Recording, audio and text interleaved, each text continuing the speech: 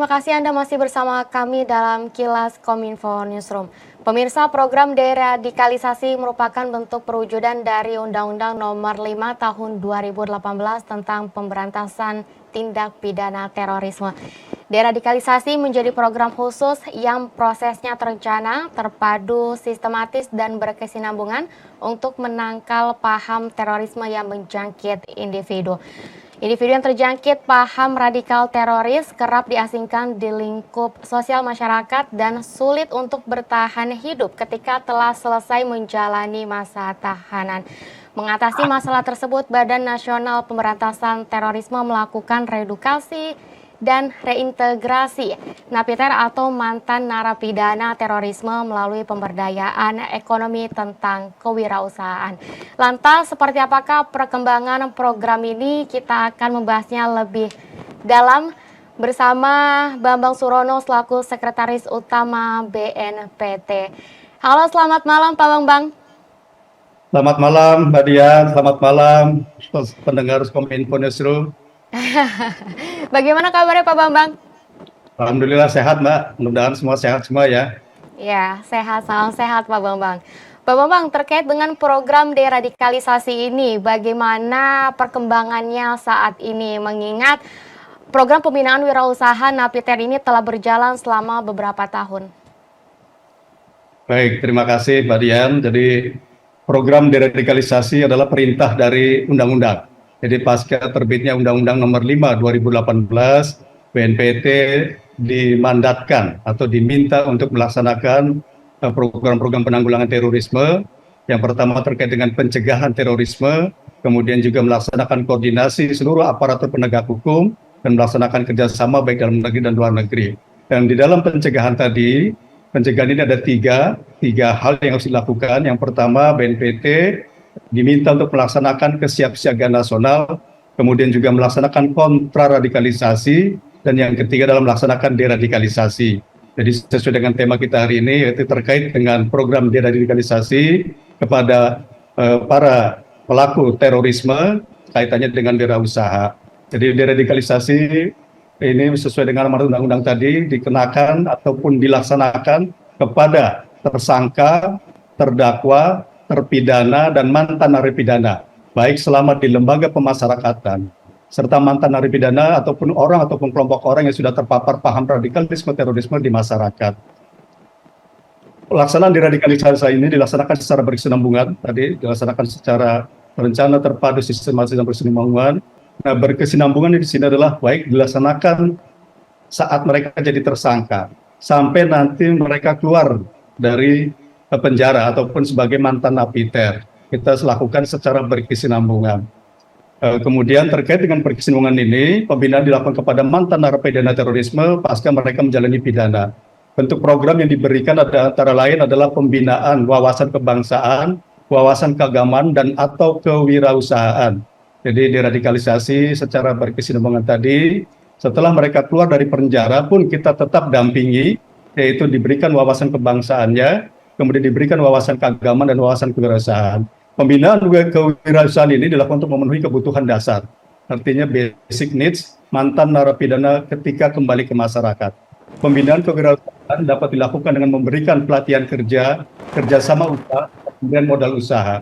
BNPT sebagai lembaga koordinator dalam penanggulangan terorisme bekerja sama dengan kementerian lembaga, baik itu dengan BUMN serta pelaku usaha lainnya untuk memberikan intervensi kewirausahaan kepada sasaran deradikalisasi.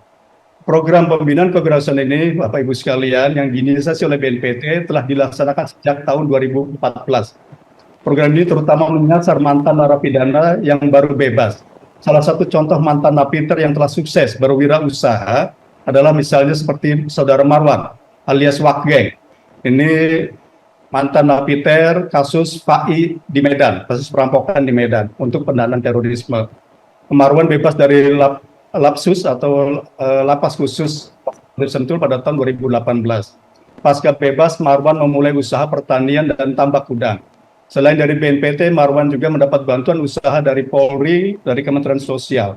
Saat ini Marwan telah sukses dengan mengembangkan unit usaha lain seperti membuka kedai kopi dan seterusnya, dan sudah mengajak mantan narapidana terorisme lainnya untuk berwirausaha secara bersama. Jadi itu Mbak, jadi program yang sudah dilaksanakan oleh BNPT terkait dengan deradikalisasi tadi. Mungkin Pak Bambang, selain tadi Marwan mantan terorisme, narapidana terorisme juga telah melaksanakan program ini menjadi wirausaha. Selain Marwan tersebut, apakah terdapat narapidana atau napiter lainnya yang menjadi wirausaha melalui program ini, Pak? Banyak Mbak, jadi yang di Malang juga ada, usaha di pertanian, di beberapa tempat di Medan juga ada, kemudian di Solo juga banyak Pak, jadi sudah banyak beberapa mantan napiter yang sudah berhasil melalui usahanya atas bimbingan bimbingan keberhasilan yang dilakukan oleh BNPT dengan mengajak peran serta kementerian lembaga lain, baik itu dari Polri, baik itu dari Kementerian BUMN maupun dari pelaku usaha-usaha swasta lainnya. Kemudian juga kita juga sudah membuka warung NKRI, Wadah Aku Rukun Usaha Nurani Gelorakan NKRI, itu juga dikelola oleh para mantan napiter berada di stasiun-stasiun kereta api karena kita menggandeng PT KAI di dalam membantu untuk berwirausahanya para mantan napiter tersebut. Salah satunya itu Mbak. Baik, berarti dengan melakukan kerjasama dengan berbagai lintas kementerian lembaga seperti itu ya Pak ya. Berarti modal yang dikeluarkan juga seperti apa Pak skemanya? Ya, sebelum kita memberikan modal, tentunya kita harus laksanakan pelatihan dulu kepada yang bersangkutan. Jadi kita identifikasi dulu, terhadap para mantan napiter tersebut untuk mengetahui tingkat radikalismenya, juga untuk mengetahui kehidupan sosial sebelumnya, serta kondisi psikolog para mantan napiter. Dari hasil identifikasi ini menjadi faktor penentu bentuk intervensi kewirausahaan apa yang akan diberikan kepada sasaran. Identifikasi berdasarkan ini merupakan program tindak lanjut dari pembinaan di dalam lapas yang meliputi tahap rehabilitasi, reedukasi, dan reintegrasi sosial. Apabila hasil identifikasi kami, sasaran masih memiliki pemahaman ekstrim, pembinaan kewirausahaan belum akan diberikan, karena akan sangat rawan untuk diberikan kepada kelompoknya atau bahkan untuk mendukung aksi teror. Jadi dari hasil identifikasi baru kita tahu, kita mapping, kita profiling yang bersangkutan, apakah sudah mau cinta NKRI kembali kepada Pangkuan Negara Republik Indonesia, kemudian kira-kira yang bersangkutan apakah memiliki jiwa wirausaha, dan seterusnya. Itu Mbak kita mapping. Nah setelah itu kita lakukan pelatihan kepada yang bersangkutan. Setelah bisa dilatih, kemudian kita laksanakan kerjasama, terutama kepada sasaran yang memiliki usaha. Kemudian juga setelah itu kita berikan modal usaha. Jadi tahapannya seperti itu Mbak. Berarti tahapnya melakukan pelatihan terlebih dahulu agar menciptakan jiwa NKRI di setiap narapidana yang ingin melakukan program dan pengembangan program itu sendiri ya Pak ya. Pak, untuk bentuk pengawasan bagi napiter yang menjalani program wirausaha ini untuk di masyarakat ini seperti apa Pak? Ya, jadi program wirausaha ini kita pertama berikan dalam 6 bulan. Hasil identifikasi, terus kita latih dan seterusnya. Setelah kemudian kita mulai berusaha pada yang bersangkutan. Nah, durasinya kurang lebih 6 bulan.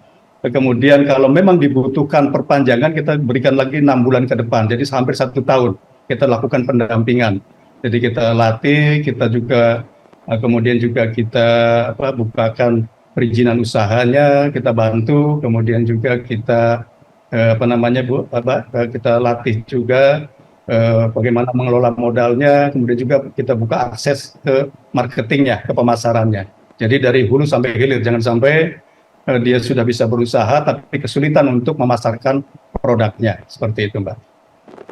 Berarti skemanya adalah melakukan pelatihan serta selama 1 tahun terakhir baru dari napiter itu sendiri bisa diaplikasikan wirausahanya kepada mitra-mitra dari BNPT itu sendiri gitu Pak ya?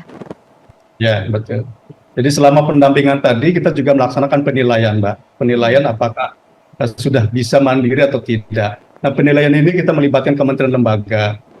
Juga kita melibatkan penilaian tadi juga akademisi, praktisi, ataupun tokoh agama dan tokoh masyarakat.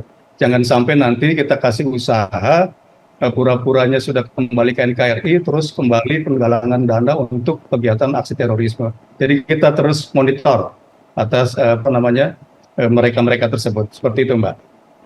Tapi Pak, dari selang waktu 1 tahun itu, tetapi dari napiter itu sendiri belum menimbulkan rasa-rasa NKRI seperti itu. Itu seperti apa, Pak? Ya, tetapi biasanya yang kami laksanakan, Mbak, prakteknya itu pada saat kita akan memberikan wirausaha, pasti sudah melaksanakan identifikasi dulu. Jadi tingkat NKRI-nya sudah hebat belum, tingkat radikalisasinya sudah hilang belum. Meskipun kita agak susah menilai dari pemikirannya, tapi minimal tindakan-tindakannya sudah mengarah kepada cinta kepada negara kesatuan Republik Indonesia. Nah, kalau kita sudah nyatakan dia oke, tadi makanya penilaiannya tadi melibatkan akademisi, tokoh agama dan seterusnya, baru kita lakukan memberikan pelatihan dan seterusnya, kemudian kita lakukan juga pemberian modal. Jadi tidak serta-merta deradikalisasi ini tanpa identifikasi kita langsung berikan modal untuk wirausaha, karena sangat berbahaya seperti itu, Mbak. Hal yang terpenting adalah melakukan koordinasi dengan mitra-mitra terkait untuk melakukan identifikasi dari para napiter itu sendiri, seperti itu ya Pak. Pak, yang menjadi kekurangan dari program ini dari tahun-tahun sebelumnya hingga tahun 2023 ini seperti apa, Pak? Ya, jadi kendalanya ada 2 faktor. Ada dari internal yang bersangkutan sendiri. Meskipun sudah kita latih, kemudian juga dia senangnya berusaha misalnya di pertanian dan seterusnya, ada faktor kebosanan juga. Nah, ini juga menjadi kendala. Akhirnya kita kembali latih lagi yang bersangkutan. Kemudian juga dari faktor yang eksternal. Eksternal ini belum semuanya pihak-pihak mendukung secara penuh, Mbak. Mendukung secara penuh karena memang karena wirausaha oleh para pelaku mantan napiter ini belum tingkat industri, baru home industri, sehingga kualitas produknya juga belum belum bagus dan seterusnya, ataupun usahanya juga belum kuat modalnya. Nah, ini kami harapkan dari pihak eksternal, misalnya dari kementerian lembaga ataupun dari pelaku-pelaku usaha bisa membantu mereka untuk diberikan bantuan-bantuan baik itu modal ataupun pelatihan-pelatihan, sehingga lebih kuat lagi mereka di dalam berusaha, seperti itu, Mbak. Jadi ke depan nanti BNPT akan menggandeng kementerian lembaga lainnya, menghimbau lembaga kembali untuk bisa memberikan pelatihan bimbingan teknis, berbagai keterampilan dan peningkatan kapasitas dalam mendukung kegiatan usaha kelompok sasaran tadi. Kemudian juga kami nanti akan menggandeng kementerian lembaga atau BUMN lainnya ataupun pelaku usaha swasta untuk bagaimana membantu pengembangan kapasitas SDM usaha mikro melalui vokasi. Kemudian juga kalau nanti ada seminar-seminar, mohon nanti kami dilibatkan yang diselenggarakan oleh misalnya Kementerian Koperasi ataupun Kementerian Perdagangan dan seterusnya, bisa juga mengundang kami untuk bisa melibatkan para mantan napiter di lokasi-lokasi diadakannya pelatihan-pelatihan tersebut.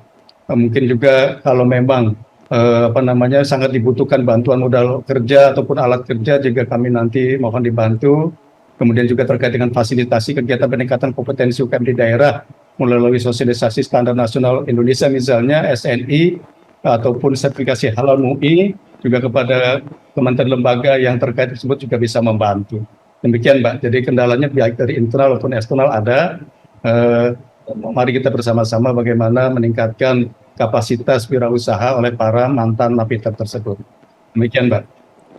Baik Pak Bambang, semoga diharapkan dengan adanya program ini mampu menciptakan lapangan pekerjaan serta memberikan kesempatan yang sama bagi para mantan narapidana terorisme yang telah berakhir masa tahanannya melalui berbagai program pemberdayaan ekonomi tentang kewirausahaan, tentunya dengan melibatkan berbagai kementerian lembaga terkait. Seperti itu Pak Bambang ya? Betul, karena setelah mereka lepas dari ataupun keluar dari penjara, mereka nggak boleh disingkirkan. Nanti kalau disingkirkan, masyarakat tidak mau merangkul, mereka akan kembali ke kelompoknya dan melakukan tindakan-tindakan radikal terorisme kembali. Nah, ini yang harus kita waspadai.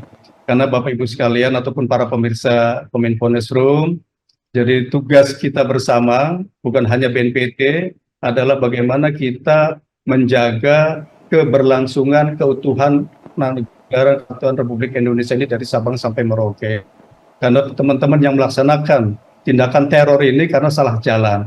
Salah jalan, penyebabnya multifaktor, tidak hanya karena masalah agama, tapi ada juga karena faktor pendidikan atau juga karena faktor negara merasa tidak hadir oleh mereka, kemudian juga faktor ekonomi dan seterusnya. Nah, faktor-faktor tadi akan kita urai. Salah satunya adalah faktor ekonomi, kemudian faktor bagaimana negara hadir merangkul mereka kembali, masyarakat juga bisa menerima. Karena kalau mereka tidak bisa kita terima, akan kembali ke kelompoknya, kemudian melaksanakan tindakan-tindakan radikal terorisme yang ujung-ujungnya akan memecah belah persatuan negara kesatuan Republik Indonesia. Jadi tugas kita semua, kebetulan saja BNPT sebagai leading sektornya dalam hal penanggulangan terorisme, tapi kewajiban seluruh bangsa Indonesia, seluruh warga negara Indonesia adalah menjaga keberlangsungan keutuhan negara kesatuan Republik Indonesia dari Sabang sampai Merauke, dari Myanmar sampai Rote. Ini kewajiban kita semua. Demikian, Mbak. Menjaga keutuhan, persatuan, dan kesatuan dari Sabang hingga Merauke, dari Miangas hingga Pulau Rote, seperti itu.